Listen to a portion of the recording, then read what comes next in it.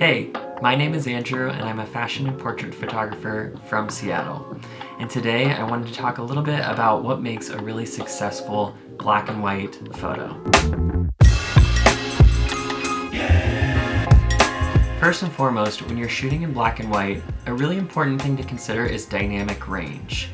Having a wide range of tones in your photo can make it look more interesting, can increase the contrast, and is a little bit more captivating for the viewer. When something doesn't have a great dynamic range, it might look a little bit flat or lackluster. It might feel like it's missing something. Here's a couple examples where you can see an image that has all of these different tones represented. With this photo, you see some really deep blacks in Quentin's shirt, and then on the light fur of the collar, you see the really nice white highlights. And there's plenty of midtones with the wall behind him, his jacket, and his skin tone. Again, here with this photo of Ebba, you see her skin is representing those really light tones, the midtones in the background, and then the dark blacks in her clothing. Then there's this photo of Alyssa. Her shirt and the background are super light. Her skin and her hair fill more of those midtones, and then her pants and her jacket are those dark tones. So you can see there's kind of a trend going on where the images look really well balanced because they have these varying tones in them. The next tip that I have is considering the skin tone of your subject. Depending on what skin tone your model has, the backgrounds that you use or the clothing that you use will either enhance that person's skin tone and really make them pop, or it might detract or not work quite as well. When someone has a lighter, fairer skin tone, it's often really nice to surround them in deeper, darker tones. In this example, the model has fair skin, but I also put her in all white clothing. So in order to contrast her from the background, I decided she would look best on a dark background. In this scenario, the model has really dark skin, and so for this I thought having the light come from behind and having it be washed out really bright white would really make him pop and stand out as the subject. And again here, this model's skin is super deep and beautiful, and so contrasting that with an all-white outfit on an all-white background really sings for him. It makes him stand right out. It's also interesting too, sometimes it's not so much the skin tone, but maybe the details of the person's face or other features. So in this photo, the model has really deep brown eyes and dark brown hair, and so those things really pop when she's placed on a lighter, whiter background. Here's an example of a model whose skin tone is sort of a middle range, and I actually had put her on a middle range gray background. But because the light is dynamic enough and is creating this really nice deep shadow on one side of her face, and she has these really interesting tattoos that are sort of dark and creating some graphic lines, I felt like this image worked well despite the fact that the skin tone and the background are really similar in tone. My third tip with creating really interesting black and whites is to include elements in your photos that have really interesting textures. When you use different elements, whether that's the clothing or the background, that incorporate lots of different textures, it can create really stunning black and whites. So in this photo, Giovanni's wearing an all black outfit against a black background, which you think would make him just blend in too much. But because he's wearing leather, it has a really beautiful texture and the light hits it in such a cool way. And with black and white, you really see the shine and texture of this fabric. And again, in this photo, he's wearing fur, and the fur and sort of that suede material of his jacket have a really cool texture that just pops when you put it into black and white.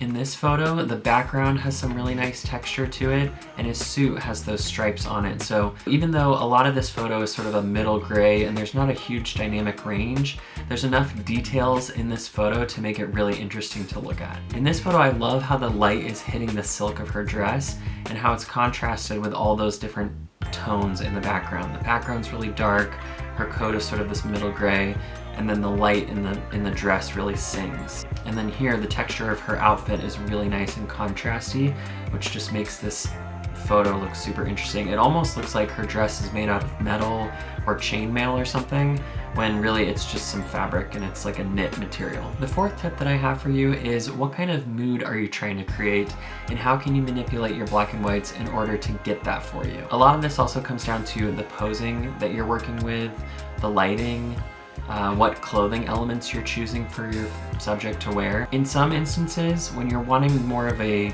rough, gritty mood, you might want to opt for lighting that's a little bit harsher. Maybe you have a light hitting the model from the side so that there's a lot more shadow going on the person's face. Maybe you really bump up the clarity and make that person have all this texture in their skin or their makeup or their hair. Maybe you use tones that are a lot darker, so you don't really have a lot of true whites in your photo and you kind of stick to more of these muddy grays and dark hues. In this photo of Reese, I really wanted something that was a little bit more gritty. The light was just natural light coming from a window, and it was already a little bit dark outside, so that's why the image overall is kind of dark. And then I never really pushed the highlights too much, so everything has this sort of like deeper mid-tone kind of a feel. There's also a lot of vignetting on the edges of this photo, which makes it a little darker and more contrasty. And you can compare this to something like this photo of Giselle, where she's wearing a really beautiful white dress. She has these cool architectural white earrings.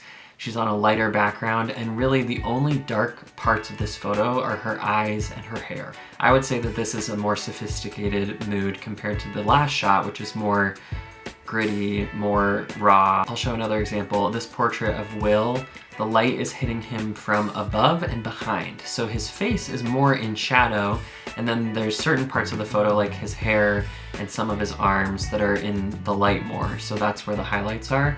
But just having the model's face turned away from the light a little bit so that they're more in shadow can create more of a dynamic mood to your image. Compared to this other portrait of Justin where he's looking up into the light, I was using a strobe so the shadows are really deep. It looks much more polished and less moody than the other shot. I wanted to show you guys two different photographers that I feel like have very different moods with their black and whites. The first is Damon Baker. He always has these really gritty, raw portraits of people where he's pushing the contrast and the clarity and the grain to the max, and his photos are just like so intense. Whenever you look at them, you really get the sense of like angst, and there's a powerful emotion going on behind them. And then you have someone like Alistair McClellan, whose black and whites are a lot softer. His black and whites to me have a much quieter feel to them. They feel like they could be from another time. They look almost like they've been shot on film. So they have a totally different mood and emotion associated with them when you look at them. Another really important thing about black and whites is in the editing. One of the best tricks that I have to accentuate the skin tones is by using a black and white adjustment layer. When you open up your image into Photoshop, you can edit it in a variety of different ways. Some people might go up to the top menu and they would hit Image, Adjustments, Black and White. And here you have some control of how you can make your black and white look. So I can move around these different color channels to affect different colors in the photo, and it has a different look to it as you're adjusting them. And then I might hit OK. The only problem with this is that if you edit in this way, you're editing straight onto the photo itself, and you can't go back to that unless you hit undo. So instead of doing this, what I would recommend is to go down to the right here in your adjustments panel where you have all your different layers, and clicking on this half moon cookie thing, whatever you want to call it, black and white cookie is what I've heard it referred to. Here are all of the same different adjustments that you saw in that menu on the top, but in this case they're going to come in as a layer. So if I have my black and white layer, it pops in here. I'm just going to move it to the top. And now I can make those same adjustments, sliding down the different layers, playing with the different tones in the photo. And if I ever wanted to go back to it and adjust it more, I could, because it's a layer. The really cool thing about black and whites is you can make the skin look really interesting and dynamic just by playing around with the red and yellow toggles on this layer adjustment. So the red often accentuates places in the skin like the lips, freckles. Sometimes if a person has sort of a medium skin tone, it'll make their skin look really rich if you bring it deeper and darker. And then the yellows can often be affecting more of the highlights in the skin. So if you brighten that up, it really plays nicely to contrast against the red tones. And as you can see, if I move these yellows down, it starts to look a little crazy. If I bring them up, it starts to look a little crazy. So when you're looking at the photo as you're sliding these things around, It's really about letting your eye tell you when is enough and seeing what looks good to you. But I love to sort of push the reds a little bit for people, especially when they have freckles, because it makes their skin pop in a really cool way. And then I might take the yellows and bring it up just a little bit so it doesn't look crazy or make his skin look too muddy. The fifth tip that I have is to introduce some color into your images. So black and whites are often just exactly what they are, black and white, and they're a range of just pure gray tones. But they can look really interesting when you start to introduce subtle tints and colors to your photos. A lot of times film photos have sort of a hue to them. They could be a little bit more sepia, they could be a warmer gray, or they could be a cooler gray. Maybe they're a little bit more cyan, maybe they're a little bit magenta. And so infusing a little bit of color can often be a really cool way to set your black and whites apart. So in this instance, I'm gonna add a color balance layer, and I'm gonna introduce a little bit of yellow and a little bit of red. And here you can see this is before and after what that does to the image. Especially with a portrait like this, I feel like it just warms it up. It makes him feel a little bit more relatable, like he's right in front of you, to have that warmer quality to the photo. And it's just a little bit more unique. Another thing you can do just to accentuate your black and whites a little bit more, because this one he has a lot of freckles, his hair's messy, I want to make this image a little bit grittier.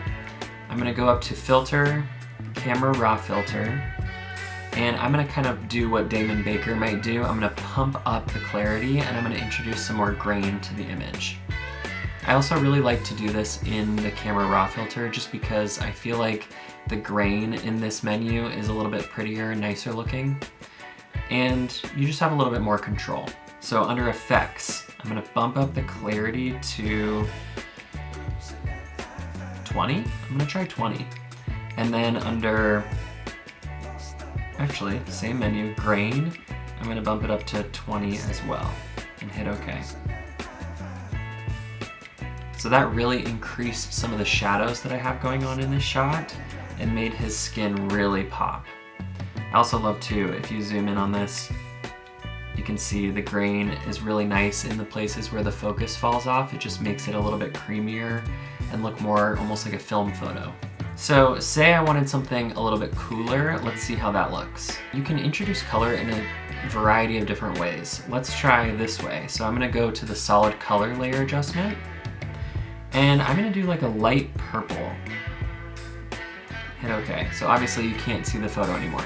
But using the different blend modes on here, we'll be able to try some different things and see what looks good. So far, none of these are looking very good, but when we get into, that's actually kind of cool for an effect.